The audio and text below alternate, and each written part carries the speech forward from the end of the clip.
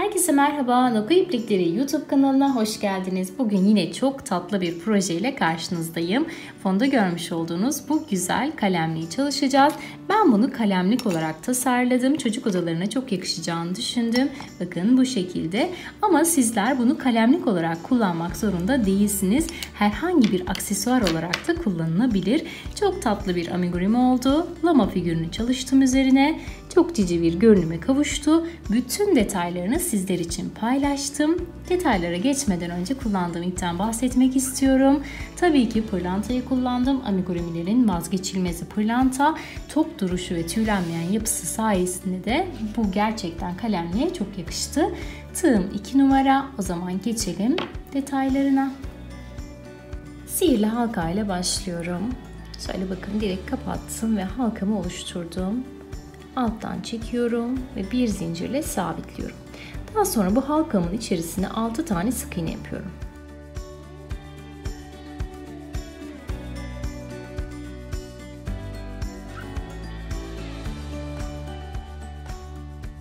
Altı tane sık iğnemi yaptım. Şimdi geldim halkamı daraltmaya. Şu alttaki ipliği çekiyorum ve bu şekilde halkamı daraltıyorum. Tam kapatmayın. Bir üst sırada örerken zorlanırsınız. Daha sonra kapatırız. Evet, ilk başladığım sık iğneye batıyorum. Şöyle bakın. İlmeğimi hemen içinden kaydırıyorum. Daha sonra bakın bir sonraki sık iğneye batıyorum ve bir üst sıraya geçiyorum. Bir üst sırada olduğum anlaşılsın, sıralarım karışmasın diye hemen şöyle ilmek ayracımı geçiriyorum. Evet, 6 tane olan sık iğnemi bu sırada, bir üst sırada 12'yi çıkaracağım. O yüzden her sık iğneye çift batıyorum.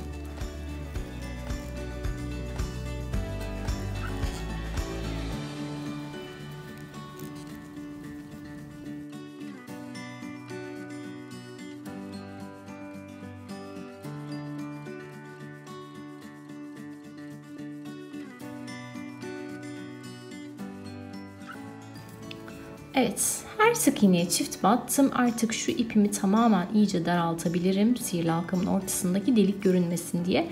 Hemen iyice çekiyorum ve deliğimi tamamen bakın kapatıyorum. Şimdi geldik bir üst sıraya. Bir üst sırada da yine artırmayla devam ediyorum. Nasıl olacak? Hemen şöyle bir üst sıraya geçiyorum.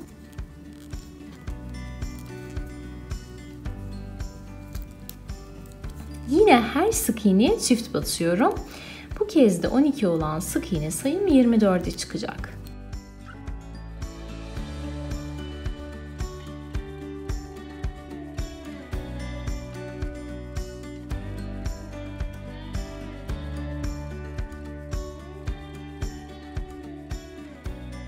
...24 tane sık iğnemi yaptım. Hemen bir üst sıraya geçiyorum. Ayracımı çıkardım. Evet. Şimdi bu sırada yapacağımız işlem tamamen hepsine tek batmak. Yani 24 tane sık iğneme hepsine birer tane batarak sıramı tamamlayacağım.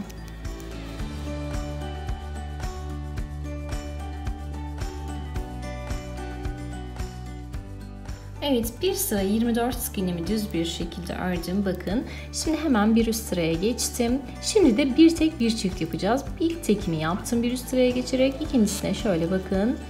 Çift batıyorum. Evet, çift battım. Şimdi sıradakine tek batıyorum. Ve bu şekilde sıramı tamamlıyorum. Bir tek bir çift şeklinde.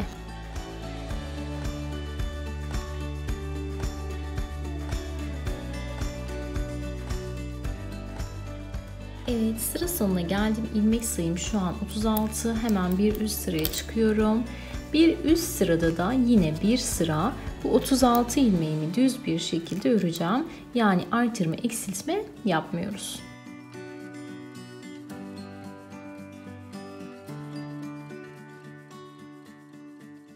Sıramı tamamladım. 36 tane ilmeğin bir sıra düz bir şekilde ördüm. Şimdi hemen bir üst sıraya geçiyorum. Burada yapacağımız işlem 2 tek bir çift. İlk tekimi yaptım. Hemen yanına bir tane batıyorum. Bu arada hava çok sıcak olduğu için ellerim terliyor ve gıcırtı yapabiliyor. 2 tekimi yaptım. Üçüncüsüne hemen çift batıyorum. Bu şekilde sıramı tamamlıyorum.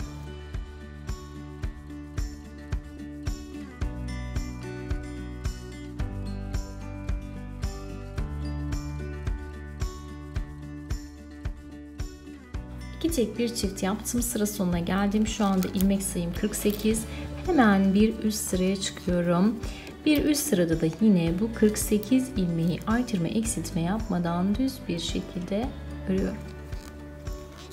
Hepsine birer tane batıyorum.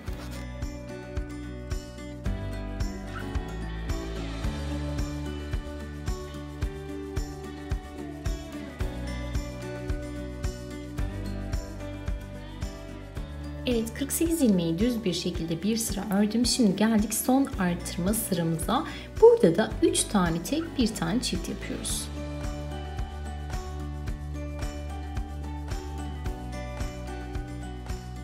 Evet, 3 tekimi yaptım. Dördüncüye çift batıyorum. Bu şekilde sıramı tamamlayacağım. Sıra sonunda ilmek sayımın 60 olması gerekiyor. Bir de bu 60 ilmeği bir sıra düz örüp hemen dönüyorum.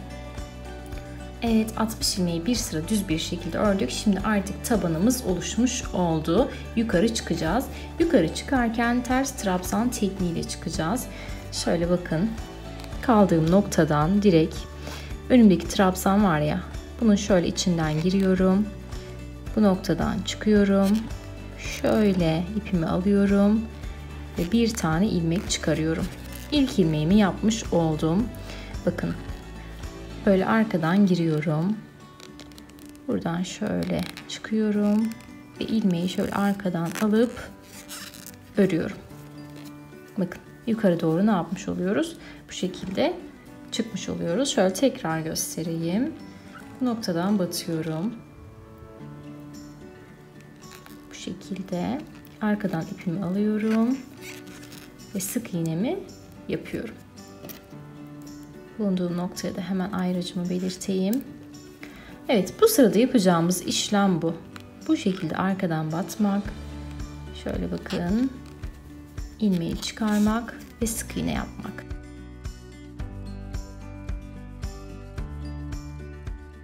Şimdi bütün sırayı bu şekilde tamamlıyorum. Ters trabzan tekniği deniyor buna. Genellikle sepetlerde falan kullanıyorlar. Ama böyle dik durmasını istediğimiz amigurumilerde de kullanabiliriz. Bu şekilde sıramızı tamamlayalım.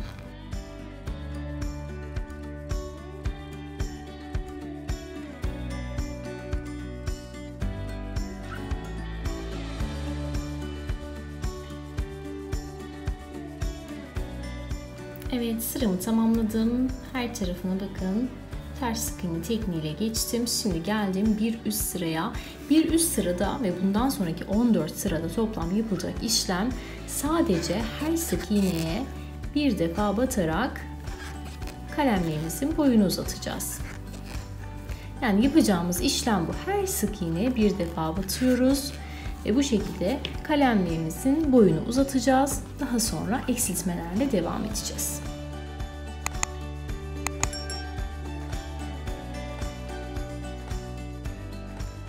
Evet, bakın toplamda 14 sıra düz bir şekilde ördüm. Artırma eksiltme yapmadım.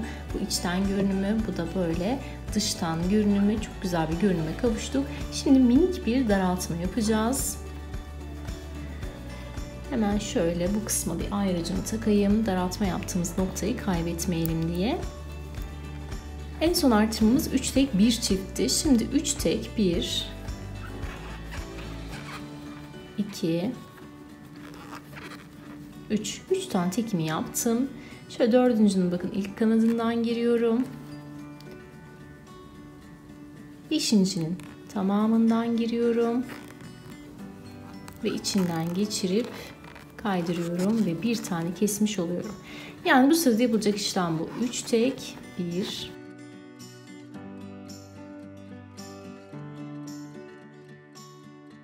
bir tane kesiyoruz. 3 tane tek örüyoruz. Bir tanesini kesiyoruz. Bu şekilde devam ediyoruz. Sıra sonunda ilmek sayımız 48 olması gerekiyor. Sıramızı bu şekilde tamamlayalım. Evet, 48 ilmeğe ulaştıktan sonra da bu 48 ilmeğimizi artırma eksiltme yapmadan 3 sıra düz bir şekilde örelim. Evet, düz bir şekilde ördükten sonra bakın şöyle içe doğru bir kıvrılma oldu. İstediğimiz de tam olarak buydu zaten. Şimdi kulak ve diğer detaylara geçiyorum hemen. Direkt bakın sıra başında bulunduğum noktadan kulağımı yapmaya başlıyorum. Başına doladığım bir sonrakine hemen ilk trabzanımı yapıyorum. Üçlü trabzan yapıyorum. Şimdi aynı noktaya bir tane daha yapıyorum.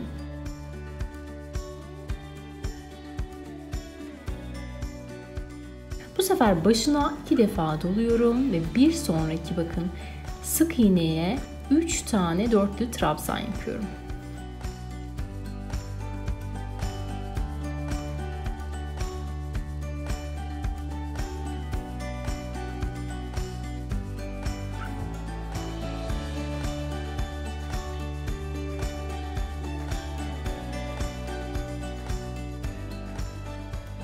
Evet, 4 trabzanlarımı yaptıktan sonra şimdi bir sonraki sık iğneye başına dolayıp 2 tane üçlü trabzan yapıyorum.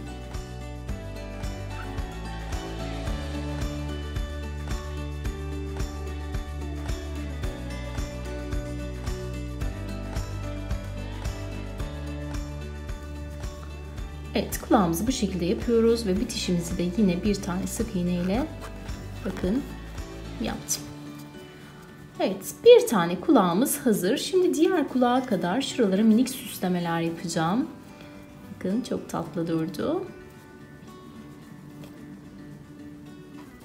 Bir tane sık iğne yapmıştım. Araya bir tane daha sık iğne yapıyorum. Yani 2 tane sık iğne yaptım. Başına doladım. Bir sonrakine bakın. Önce bir şöyle ikili trabzan yapıyorum.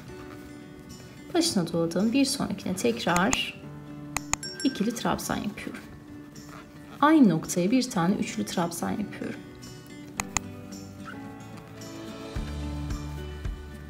Başına doluyorum. Bir sonrakine yine 2 tane ikili trabzan yapıyorum.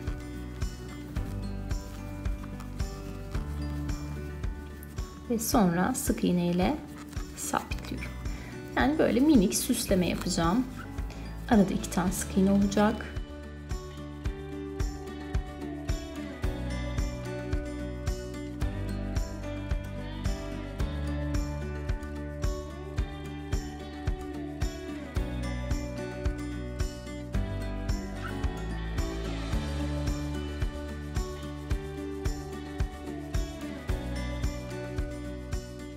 Evet, birinci kulaktan sonra bakın 3 tane bu detaylardan hazırladığım ikinci kulağımı da buraya yaptım. Alnı biraz dar olduğu için bu kısmı biraz dar yapmamız gerekiyor. 3 tane bu detay benim için yeterli oldu. Şimdi arkayı da tamamen sık iğne geçeceğim. Daha sonra devam edeceğiz.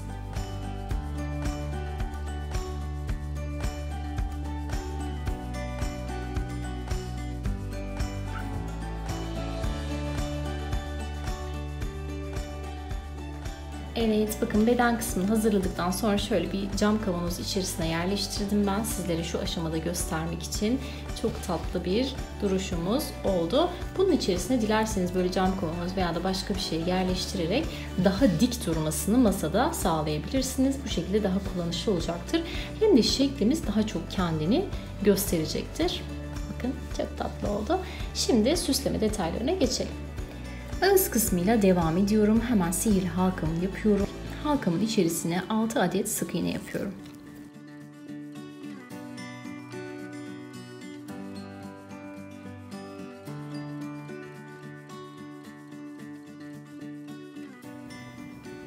Halkamı daraltıyorum. İlmeğimi kaydırarak bir üst sıraya geçiyorum. Bir üst sırada yapacağım işlem şöyle hemen ayracımı takıyorum. Bir üst sırada bütün sık iğnelerime çift batıyorum.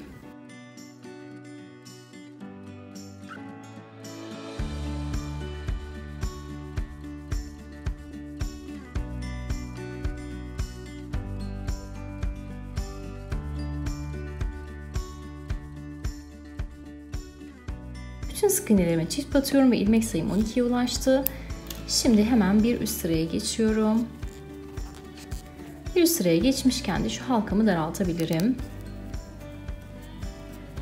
Bir üst sırada yapacağımız işlemde bir tek bir çift yapıyoruz. Sıra sonunda ilmek sayımızın 18 olması gerekiyor.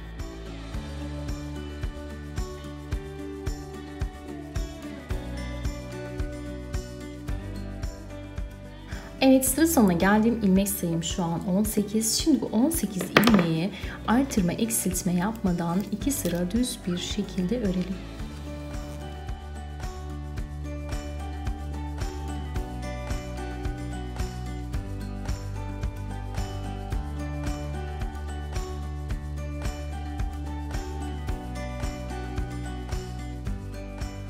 Evet, 18 ilmeği 2 sırada düz bir şekilde ördüm. Burnun bir tık daha büyük olmasını istiyorum. O yüzden bir sıra daha düz bir şekilde örüp dönüyorum. Evet, burun yeterli genişliğe ulaştı. Şimdi şöyle dikecek kadar ipimi bırakıyorum ve kesiyorum. Daha sonra şöyle bakın ilmeğimi kaydırıyorum. İşlemeyle devam ediyorum. Böyle kahve bir ip taktım. Şöyle arkadan geçiriyorum. Bakın ilk birinci sıra değil, ikinci sıra değil, ikinci sıranın bittiği noktadan batıyorum.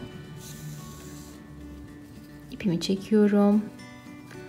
Ve şöyle bir gülücük ifadesi oluşturacağım. Bakın.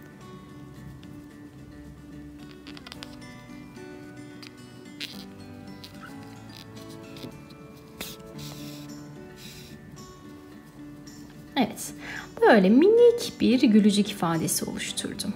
Evet, şimdi gülücüğün üzerinden bir kat daha geçiyorum. Şöyle bir sık iğne daha öncesine batıyorum. Ağzı biraz büyük oluyor çünkü daha gerçekçi olsun diye. Bir sık iğne sonrasına batıyorum. Bu noktada şöyle tam ortalayıp, bakın tam ortalıyorum. Ve şöyle sabitliyorum.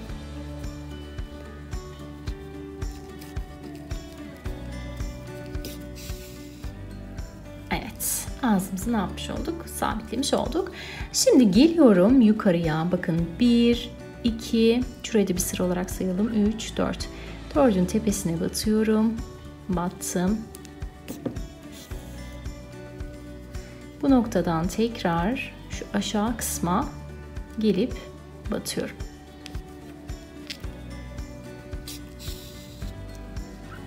Evet. Ağız detayımız bakın. Aynı noktadan bir kez daha batıyorum. 2 kat yapıyorum yani.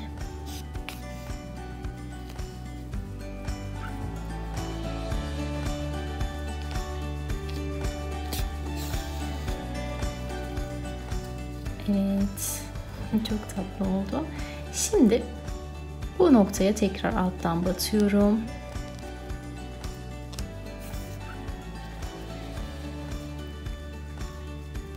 Bakın şöyle 1, 2, 3 tane sık iğne sonrasında tekrar çıkıyorum. Arada 1, 2, 3, dördüncüyü 4 tane sık iğne bırakıyorum. Dördüncünün şöyle solundan batıyorum. Ve tekrar bu noktadan çıkıyorum ve buraya batıyorum.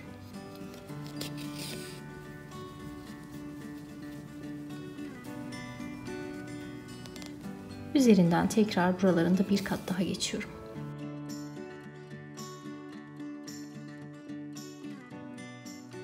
Evet, ağız detayımız hazır. Bunun içerisine boncuk elyaf dolduracağız ama ondan önce şu göz işlemesini de yapmak istiyorum hemen. Evet, bakın göz işlemesinin de bir tanesini ben yaptım. Çok tatlı oldu. Şöyle. Diğerini de bu noktaya yapacağım. Şimdi bu noktada nerelere yaptım onu şöyle göstermek istiyorum. Bakın şu kısmı tam ortaladım. Buraya burnu yerleştireceğim. Birazdan dikeceğim. Göz işlemesini rahat yapmak için burnu en sona bıraktım. Bakın bu noktaya burnu dikeceğim. Bu noktanın şöyle tam bu noktanın bakın sağından ve solundan da göz yerlerini ayarladım. Şöyle bakın denk geliyor. Gözlerin arasında kaç tane sık iğne varmış? Hemen bunu da söyleyeyim. Evet, gözlerin arasında 11 tane sık iğne var. 11 tane sık iğneyi bu ortaya bırakıp tam olarak sağ tarafına ve sol tarafına gözleri işleyeceğiz. Şöyle bakın gözleri de 1, 2, 3, 4, 5, 6, 7 tane sık iğnenin çevresine işledim. Diğerini şimdi aynı şekilde yapalım.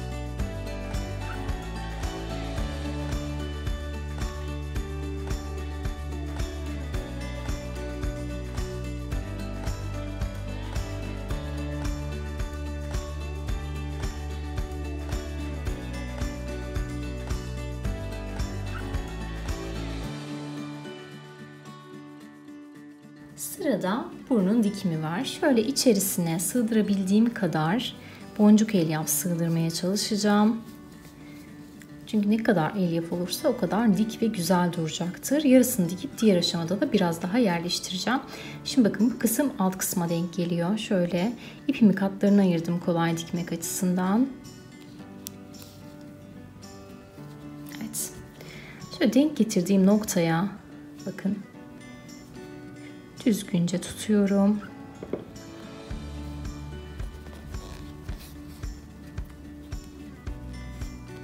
Ve dikmeye başlıyorum.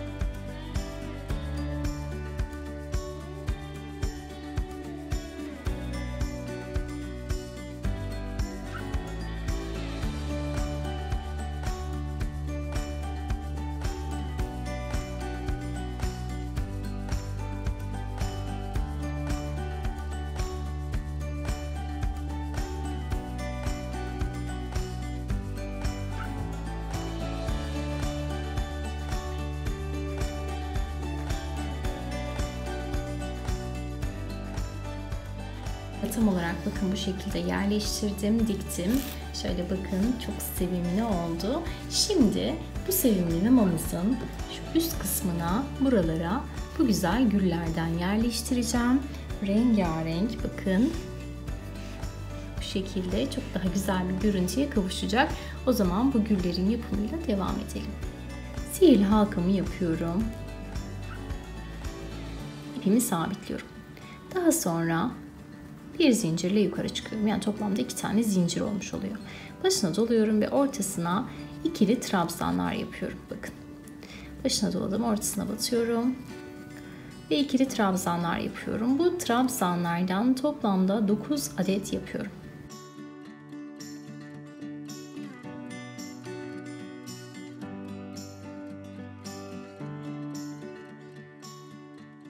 İpimi çekiyorum, sihirli halkamın ipini.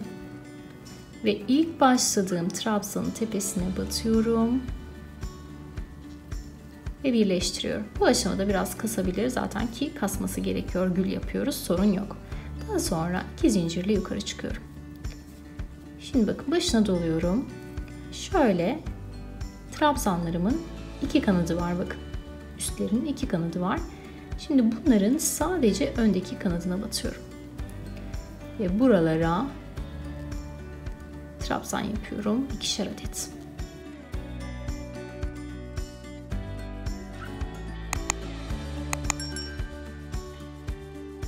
Evet, hepsine yaptım. Şimdi ilk başladığım zincirle çıktığım noktaya bir tane daha yapıyorum. Hemen ikili trabzanımı. Başına doluyorum. Bakın şu altta böyle trabzanların altında görünen kısımlar var. İlmeklerin başları. Şimdi o noktalara da 2'şer adet trabzan yapıyorum. Bakın, şöyle batıyorum arkadan ve 2'şer adet trabzanlarımı yapıyorum.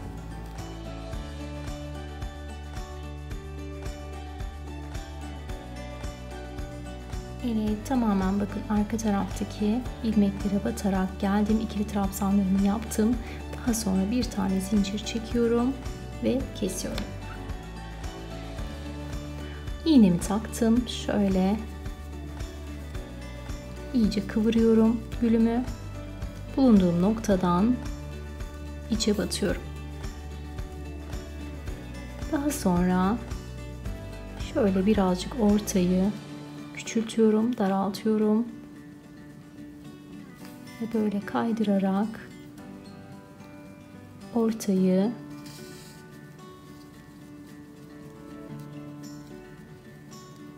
daraltıyorum, sabitliyorum. Güllerin hazırlanmasından sonra sıra geldi yerleştirmeye. Bu noktalara ben birer tane yerleştireceğim. Şöyle renklerimi istediğim gibi ayarlıyorum. Bakın şöyle bir başlangıç ipimiz vardı, bir de bitiş ipimiz vardı. Bunları alıyorum şimdi. Bu detayın şöyle içinden batıyorum. İpin bir tanesini geçiriyorum. Arada bir tane sık iğne bırakıp diğerine batıyorum. Ve diğerini geçiriyorum. Ve arkada düğüm yapıyorum.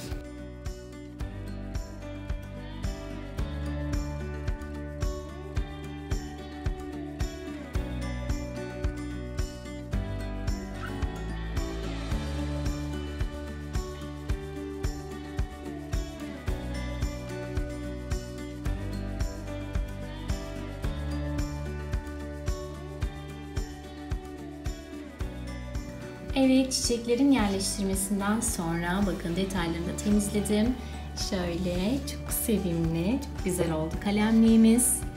Bakın burunumuz, göz işlemelerimiz çok tatlı oldu. Kulak detayımız da gerçekten çok sevimli. Şöyle içten görünümünü de göstereyim. Bakın güzel bir çalışma yakalamış olduk bu şekilde. İçine bakalım, kalemlerimizi yerleştirelim. Bakın, hatta makasımızı da koyalım içerisine. Çok tatlı ve çok güzel oldu. Evet, yine güzel bir projenin de sonuna geldik. Çok tatlı, çok sevimli bir proje oldu. Sizler de çocuklarınıza yapabilirsiniz. Kalemlik olarak da yapabilirsiniz veya da evinizde dekoratif aksesuar olarak da bu güzel kalemlikten yapabilirsiniz. İlla kalemlik olarak kullanmak zorunda değilsiniz. Çok amaçlı kullanılabilir, çok güzel dekoratif bir aksesuar oldu. Evet, deneyeceklere kolaylıklar diliyorum. Videomu beğendiyseniz lütfen beğenmeyi ve yorum yapmayı unutmayın. Sizlerin yorumları bizler için çok kıymetli. Başka bir projede görüşmek dileğiyle. Hoşça kalın.